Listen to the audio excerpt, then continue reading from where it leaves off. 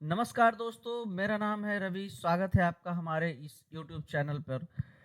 सबसे पहले तो आपसे हम माफ़ी माँगना चाहेंगे कि कई दिनों से वीडियो नहीं आ रहा था। कुछ हमारे पर्सनल प्रॉब्लम के कारण मैं वीडियो नहीं बना पा रहा था। उसके लिए एक्सट्रीमली सॉरी।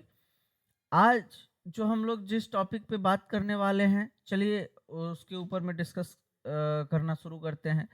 तो आज एक बहुत ही बड़ा इम्पोर्टेंट टॉपिक है, ये बहुत बड़ा डेवलपमेंट है पूरे वर्ल्ड मीडिया में। ये जो भी जितने भी बड़े मीडिया आउटलेट हैं, जैसे अल जजीरा हो या बीबीसी हो या फिर कोई भी बड़े मीडिया आउटलेट हैं, सारे इन सब इस टॉपिक को छाप रहे हैं, सारे इस चीज़ पे बात कर रहे हैं। आपको एन नंबर ऑफ आर्टिकल्स इस पे मिल जाएंगे वर्ल्ड मीडिया में। तो अभी हो क्या रहा है, व्लादिमीर पुतिन, जैसा कि आप लोग देख पा रहे हैं यहाँ, कि व्लादिमीर पुतिन जो है नया रूल लाने जा रहे हैं न्यूक्लियर आर्सेनल को लेकर के। रसिया का जो न्यूक्लियर डॉक्ट्रिन था, अब जैसे कि आप लोग जानते हैं कि टोटल अभी 9 कंट्रीज हैं। टोटल 9 कंट्रीज हैं जिनके पास की न्यूक्लियर आर्सेनल है, न्यूक्लियर वेपन्स हैं। उसमें से रसिया एक है। और रसिया जितने भी हम लोग जैसा कि जानते हैं कि जितने भी न्यूक्लियर कंट्रीज हैं, न्यूक्लियर एबल कंट्रीज हैं, सबका अपना एक न्यूक्लियर डॉक्ट्रिन होता है।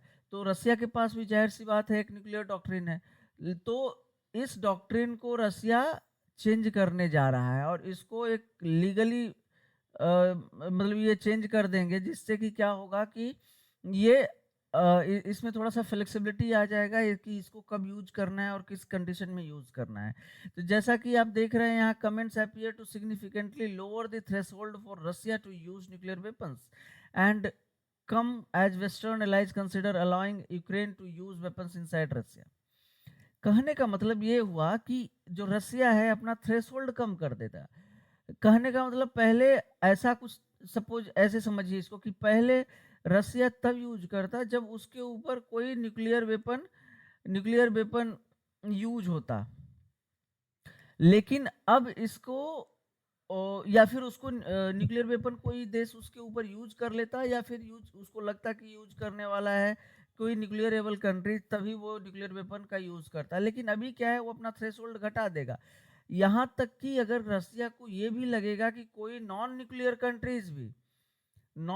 कंट्रीज भी किसी थर्ड पार्टी के हेल्प से भी किसी तरीके का वो यहाँ अटैक करने वाला है, अगर ऐसा लगा रसिया को, तो रसिया अपना न्यूक्लियर आर्सेनल एक्टिवेट कर देगा और उस पर अटैक करना शुरू कर देगा। In televised meeting of Russia security council एक वीडियो भी आया है, वो वीडियो आप देख सकते हैं, अवेलेबल है सोशल मीडिया पर भी।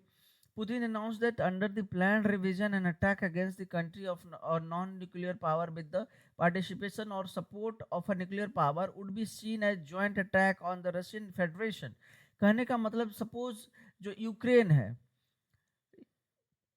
अब यूक्रेन है, यूक्रेन के पास तो ये न्यूक्लियर वेपन नहीं है। लेकिन यूक्रेन अगर किसी भी तरीके का ये भी समझ में आया कि अगर न्यूक्लियर वेपन एबल कंट्री जो है, न्यूक्लियर वेपन जिनके पास है, जैसे कि यूएसए, अगर यूएसए का या फिर यूके के या किसी के भी हेल्प से अगर रसिया पे अटैक करता है किसी तरीके का, और रसिया को ये फील हो गया कि अटैक आने वाला है, तो ये प्रोएक्टिवली यूज कर लेंगे न्यूक्लियर वेपन का। Russian president Vladimir Putin has warned that Russia could respond with nuclear weapon if it were attacked with conventional arms in the latest change to nuclear doctrine। मतलब कहा तो कि conventional arm भी अगर वो use करने की मतलब कहीं से ऐसा भनक मिलेगा रसिया को, तो वो अपना न्यूक्लियर वेपन एक्टिवेट कर देगा। Russia planning to target nuclear plant Zelensky से, आप ऐसा ये न्यूज आप 2-3 दिन पहले देखे होंगे कि रसिया जो है प्लान कर रहा है यूक्रेन के जो आर्सेनल नहीं, न्यूक्लियर प्लांट्स हैं, जैसे जहाँ की बिजली बनती है या फिर किसी इंडस्ट्रियल पर्पस के लिए, बिजली उत्पादन के लिए जो यूज होता है, तो वैसे प्लांट्स को, वैसे उसके आउटलेट को, यूक्रेन के वैसे आउटलेट को रसिया प्लान कर रहा है टारगेट करने का। जेलेंस्की ने ऐसा कहा था। तो ये उक्त बातों से यही पता चलता है कि जो इंटेंसिटी है जो इंटेंसिटी जो है, intensity of Russia Ukraine war का, ये बहुत बढ़ता जा रहा है दिनों दिन। और ऐसा लग रहा है कि वर्ल्ड वॉर थ्री के एकदम भर्ज पे खड़ा है पूरा वेस्ट और रसिया। तो इस तरीके से अगर ऐसा ही चलता रहा तो ये वर्ल्ड वॉर थ्री निश्चित दिख रहा है सामने से। तो भगवान से हम लोग यही प्रार्थना करेंगे कि ये डी एस्केलेट हो जाए मैटर और जल्दी से जल्दी इसको सॉर्ट आउट कर लिया जाए। हालांकि इंडिया ने बहुत प्रयास किया भी, आप लोग देख रहे होंगे हमारे national security adviser Ajit Doval साहब भी जाते हैं रसिया। प्रधानमंत्री मोदी पहले रसिया जाते हैं, फिर यूक्रेन भी जाते हैं 2 महीने बाद। तो इस तरह के पहल चल रहे हैं, लेकिन कोशिश यही है इंडिया जैसे कंट्रीज की कि ये डीएस्केलेट हो जाए दोनों के बीच का युद्ध, लेकिन ये डीएस्केलेट होता हुआ दिख नहीं रहा है।